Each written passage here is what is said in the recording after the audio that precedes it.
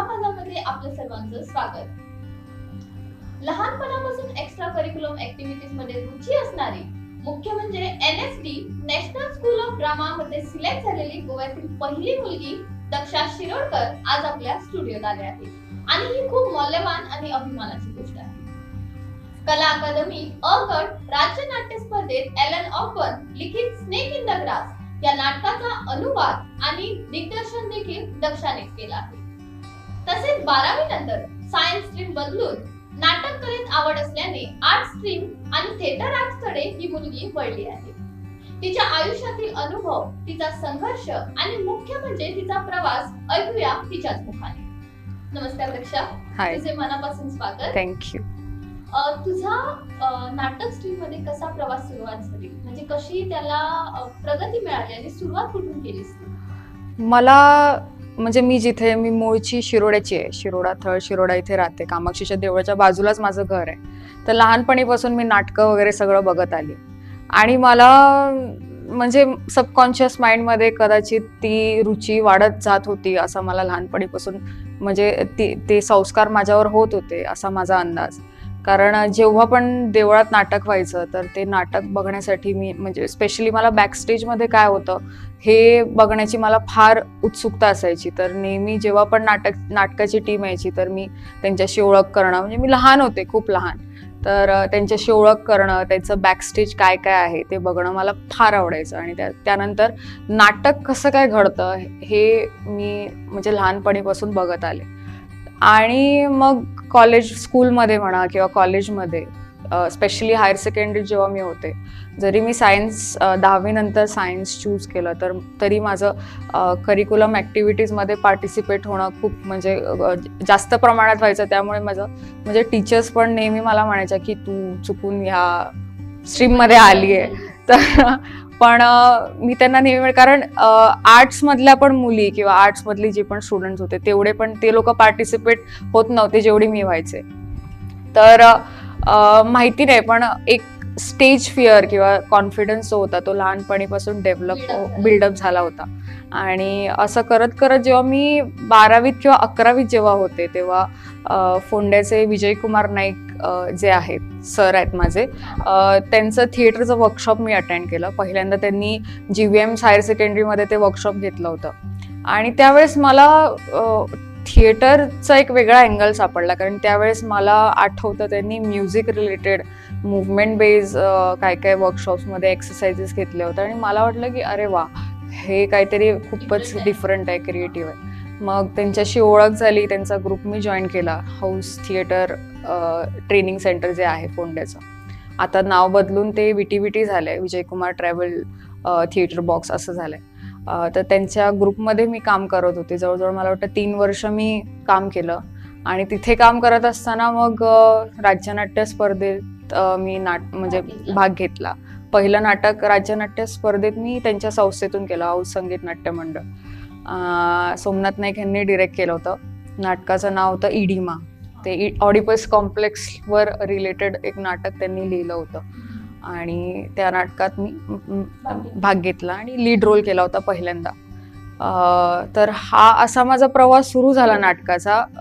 आणि त्या व्यतिरिक्त जेव्हा हाऊस थिएटरमध्ये मी होते तेव्हा सरांसोबत मुवमेंट बेस्ड थिएटर, मग एक छोटीशी एकांकिका, असं आम्ही करायचं. हळूहळू होत गेली. बेसिकली 11th स्टँडर्ड माझ्यासाठी एक टर्निंग पॉईंट होता, जेव्हा आफ्टर 12th मी घरी म्हणजे डिरेक्टली सांगून दिलं की मला पुढे सायन्समध्ये किंवा ह्या फील्डमध्ये बेसिकली काही करायचं नाही आहे, माझा इंटरेस्ट नाही. आणि मी त्यांना हे पण सांगितलं की तुम्ही तुमचे पैसे वेस्ट नका करू, कारण मला जे काय करायचं ते मला करू द्या, असं मी सरळ घरी सांगून दिलं होतं. हो. म्हणजे आता सायन्स स्ट्रीम म्हटलं की पेरेंट्स वगैरे म्हणजे डायरेक्टली बदलायला देत नाही, कारण की सायन्स म्हटलं डॉक्टर काहीतरी मोठं काहीतरी होणार असं वाटतं. जेव्हा तू स्वतः म्हटलं की मी स्ट्रीम बदलते तेव्हा पेरेंट्सचं रिएक्शन काय होतं? त्यांनी तुला सपोर्ट? मुळात आईने तेवढा सपोर्ट नाही केला, पण वडिलांचा थोडाफार मला सपोर्ट होता त्यावेळेस. आणि नंतर त्यांचा सपोर्ट मला बऱ्यापैकी वाढत गेला मी जे काही गोष्टी करत होते त्यात. पण म्हणजे ओपन माइंडेड आहेत माझे आई वडील, स्पेशली बाबा फारच ओपन माइंडेड होते. त्यात असं हे झालं की जेव्हा मी सांगितलं त्यांना की मला हे सोडून BA मास कम्युनिकेशन व्हिडिओग्राफी करायचं आहे, तर सेंट झेवियर्स कॉलेजमध्ये. तर ऑल द वे तिथून तू कसं काय ट्रॅव्हल करणार, काय करणार आहे, हे ते सगळ्या गोष्टी होतात. आणि नाही म्हटलं तर being a middle class family सगळ्या गोष्टींचा विचार करावाच लागतो की तू पैसे कुठून मिळणार, पॉकेट मनी कशी मिळणार, कुठे राहणार. तरी they gave me a chance to come to Xavier's college, कारण तो हो ती मोठी, कारण एका गावातून नंतर एका शहरातून दुसऱ्या शहरात जाणं ही मोठी गोष्ट असते. Specially Wien you are in the field of arts, तुम्ही एका ठिकाणावर राहून ती गोष्ट नाही करू शकत. जेव्हा तुम्ही 4 गोष्टी बघायला लागतात तेव्हाच तुम्हाला काहीतरी दिसतं, अनुभव मिळतो, कॉन्फिडन्स वाढतो. मेन म्हणजे वेगवेगळी लोक भेटतात. तर असंच म्हापशाला जेव्हा मी शिफ्ट झाले तेव्हा दुसरं वळण मिळालं लाईफमध्ये. झेवियर्समध्ये मी आले, तिथे पण मी नाटकं हे ते, तेव्हा मिस रमिता गुरव ज्या होत्या, one of the finest theatre actors of Goa, त्या मला भेटल्या. म्हणजे त्या मला गाईड करायच्या. तर जे कॉलेजमध्ये असताना कला अकादमीची एकांकिका स्पर्धा म्हणा किंवा बाकीच्या ज्या एकांकिका स्पर्धा असतात त्यात पार्टिसिपेट होणं हे सगळं चालूच होतं. आणि मुळात मला म्हणजे जेव्हा मी मासकॉम व्हिडिओग्राफी म्हटल्यावर कॅमेराशी संबंध किंवा बाकीच्या या गोष्टींशी संबंध तर नकळतच येतो. तर त्या गोष्टींमध्ये माझा इंटरेस्ट होता, पण बॅक द कॅमेरा राहण्यापेक्षा मला in front of the camera जास्त आवडायला लागलं त्यानंतर. तर yes, later on 3rd year झाल्यानंतर मी थिएटर बऱ्यापैकी सिरियसली घेतला. हा. आणि मुख्य प्रोत्साहन कुठून भेटलं तुला? म्हणजे असं एक पर्सन असतो त्याला आम्ही फॉलो करतो, असं तुझ्या लाईफ मध्ये झालंय का की तू स्वतःला? मी ऍक्च्युली फॉलो वगैरे करण्याच्या फिलॉसॉफीमध्ये जास्त बिलीव्ह नाही करत, पण मुळात काय लोक इन्फ्लुएन्स करतात. म्हणजे एखादी गोष्ट आवडली तर आपण त्या माणसाकडून ती गोष्ट घेतो. तर अशा ऍक्च्युली म्हणजे मी काय माणसं आलीत माझ्या लाईफमध्ये, पण मी फक्त त्यांना फॉलो नाही केलं. त्यांच्याकडे ज्या गोष्टी आहेत त्या मी घेतल्या, पण मी ब्लाइंडली त्यांना फॉलो नाही केलं. I believe in criticism. मी खूप भयंकर क्रिटिक करते कुठल्याही गोष्टीचं. तर त्यामुळे मी कुठल्याही माणसाकडे क्रिटिकल व्ह्यूने जास्त बघते रादर देन ब्लाइंडली फॉलोईंग. म्हणजे देवावर पण मी डिरेक्टली विश्वास नाही ठेवत, देवाकडे सुद्धा मी क्रिटिकल दृष्टिकोनानेच बघते.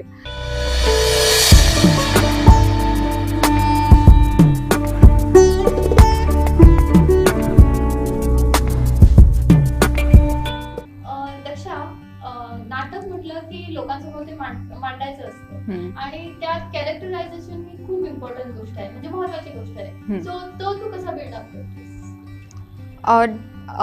प्रत्येक वेळेला प्रोसेस वेगळी असते. Basically depends on the process, कुठली प्रोसेस आम्ही फॉलो करतो. जर नाटक रिअलिस्टिक आहे किंवा रिअलिझम फॉर्ममध्ये आहे तर त्याची प्रोसेस वेगळी असेल. फार्स असेल किंवा स्टायलाइज्ड असेल किंवा त्याचा प्रोसेस वेगळा असेल.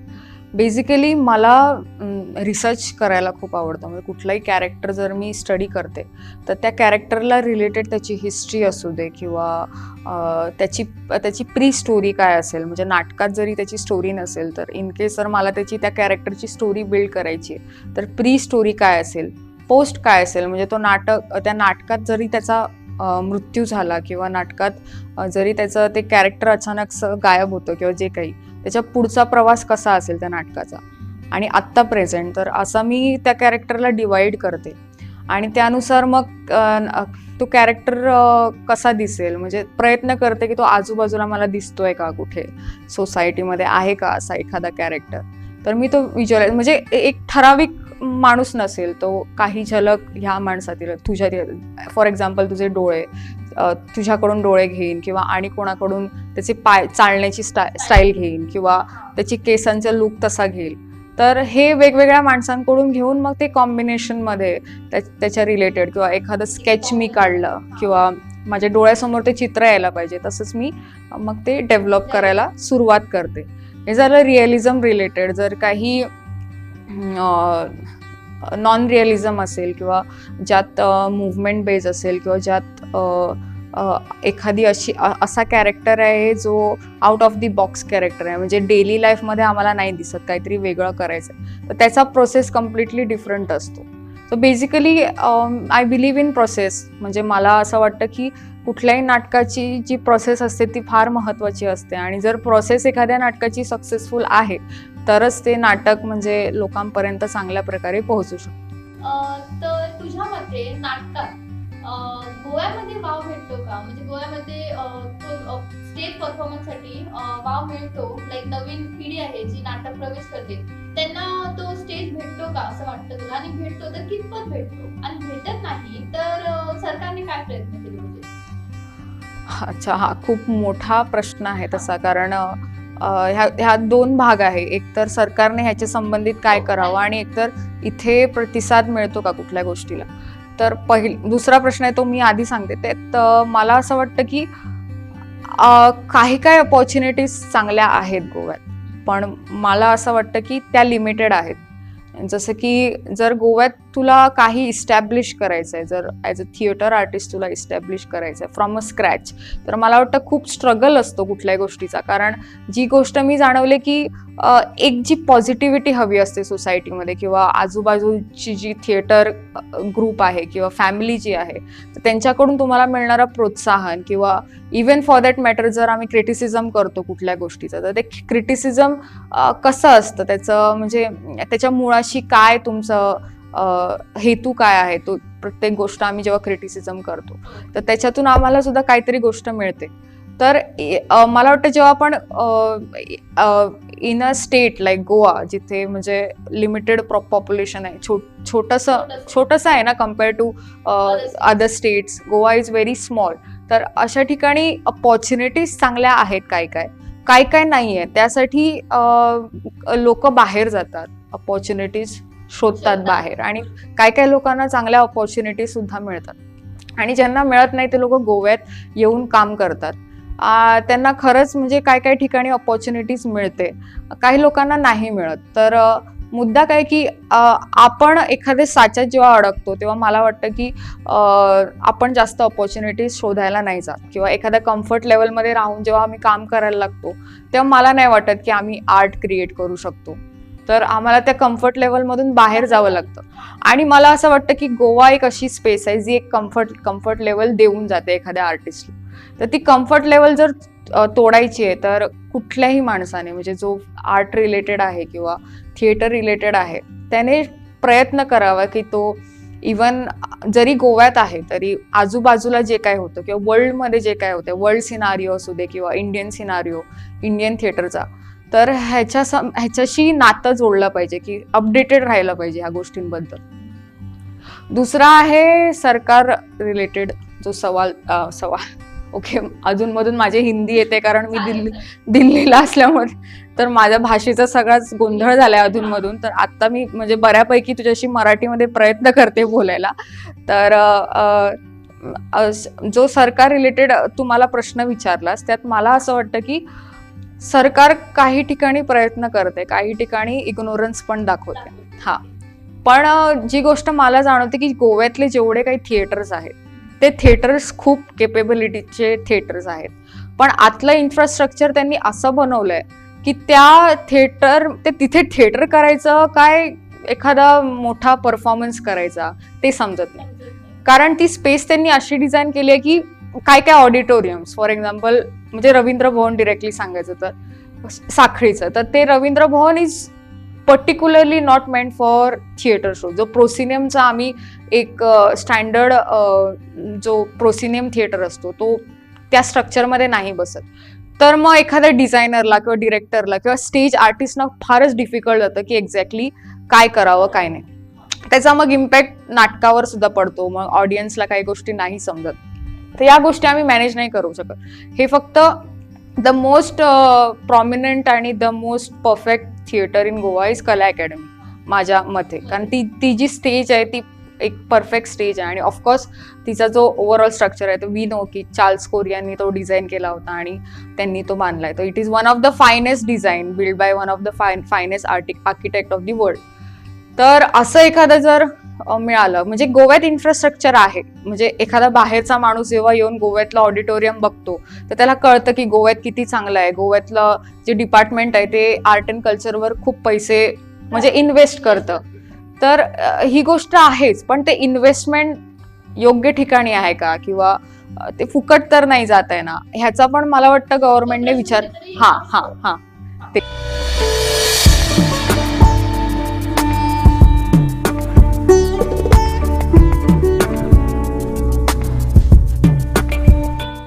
तर दक्षा, कोकणी फिल्म्स आणि मराठी फिल्म्स यात देखील तू भाग घेतलायस आणि त्याच्यात गुरुपौर्णिमा ही खूप म्हणजे सई तामणकर देखील त्याच्यात होती आणि ती खूप हिट सुद्धा झाली आणि तिच्यासोबत तुझा अनुभव कसा होता?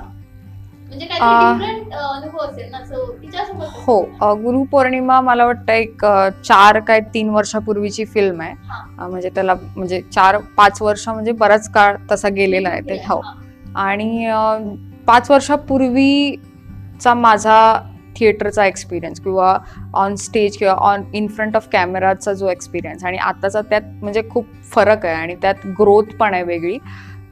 पण जेव्हा मी गुरुपौर्णिमेमध्ये काम, सई तामणकर पण होत्या आणि उपेंद्र लिमे लीडमध्ये होत्या आणि मी सई तामणकरच्या एका मैत्रिणीचा रोल करत होते आणि त्यात मला जी गोष्ट जाणवली की फार काही कठीण नव्हतं कुठली गोष्ट.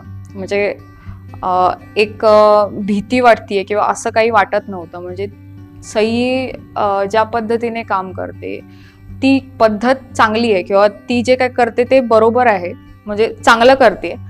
आणि गोवन आर्टिस्ट किंवा मी गोवन आर्टिस्ट होती ना, माझ्यासोबत आणि खूप लोक पण होती, गोव्याची आर्टिस्ट होती, ते पण खूप छान काम करतायत. म्हणजे असं जाणवलं नाही की मराठी ऍक्टर आमच्यापेक्षा खूप वरचढ आहेत आणि आम्ही कमी आहोत, असं मला त्यावेळेस नाही जाणवलं आणि ते अगदी योग्य आहे. म्हणजे आता जी गोष्ट आता जो सिनारिओ मी बघतेय की गोव्याचे काय काय चांगले ऍक्टर जे आहेत ते मराठीत सुद्धा चांगलं काम करताय. जसं अशोक फळदेसाई सध्या मराठी सिरियल्स वगैरे करतोय, तर तो उत्तम काम करतोय तिथे. तर आता सिनारिओ बऱ्यापैकी बदलतोय की आम्ही जे म्हणतोय की बाहेरून आर्टिस्ट आणून काम करायचं किंवा एखाद्या लीड रोल त्यांनाच द्यायचा, तर आता तो सिनारिओ बऱ्यापैकी बदलतोय. आता लोकांचा म्हणजे मुळात हे असं होणं सुद्धा चुकीचं आहे. मुळात जो ट्रस्ट बिल्ड व्हायला पाहिजे तो ट्रस्ट मला वाटतं अनलेस अँड अंटिल तुम्ही चान्स नाही देत कोणाला किंवा गोव्याच्या आर्टिस्टला तुम्ही चान्स नाही देत तोपर्यंत इंडस्ट्री बिल्ड नाही होऊ शकत. तर आम्ही नेहमीच मग डिपेंडंट राहू कुठल्याही गोष्टीसाठी, मराठी इंडस्ट्री असू दे किंवा बाहेरचे जे टेक्निकल स्टाफ जे कोण आहे किंवा बाहेरचे ऍक्टर्स जे कोण आहेत त्यांच्यावर आम्ही डिपेंडंट राहू.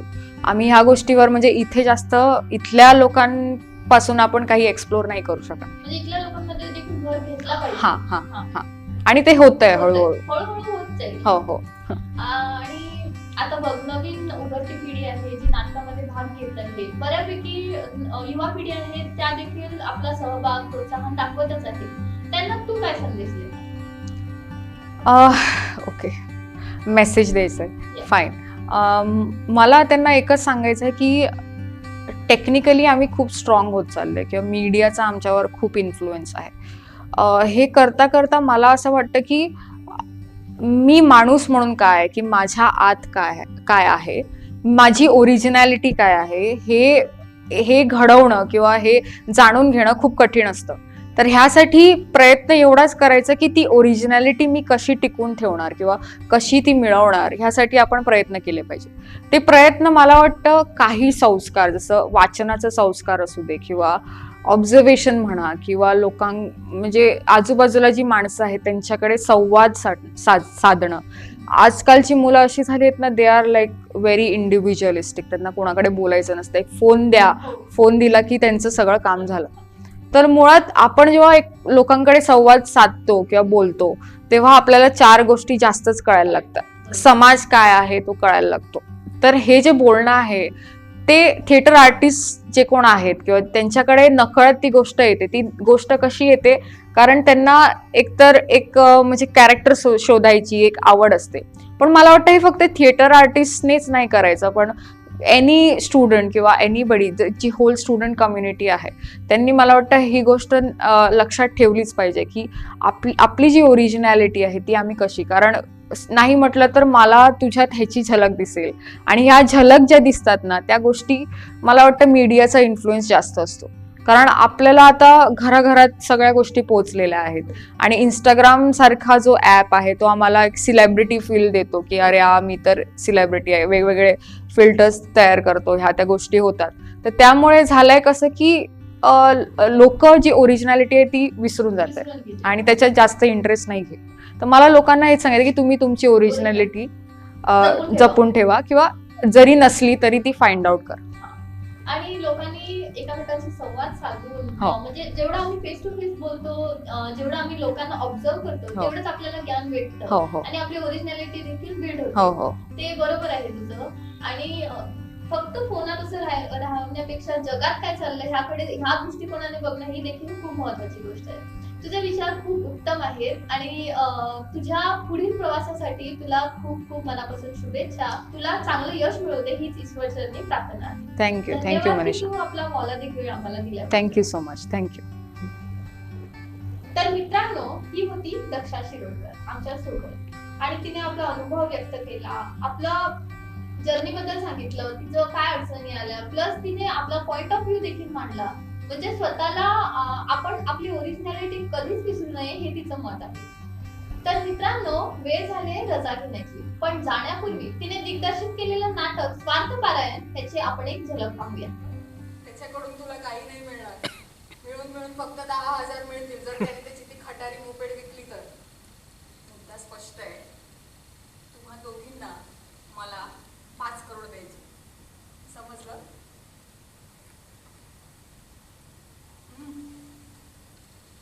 वाईट.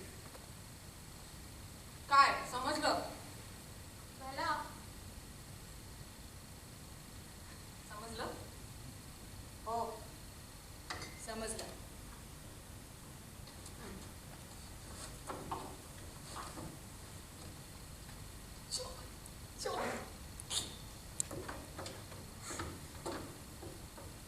मॅडम, कोर्टमध्ये भेटू.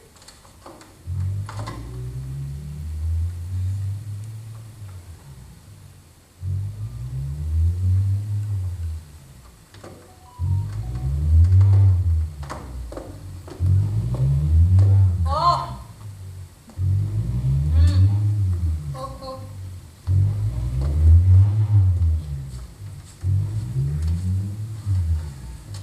जाण्यापूर्वी मला एकच सांगायचं आहे. तुमची जी बहीण आहे ना,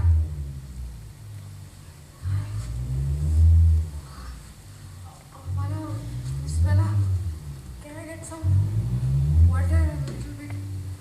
Feeling very this. I need some water. Miss Julia?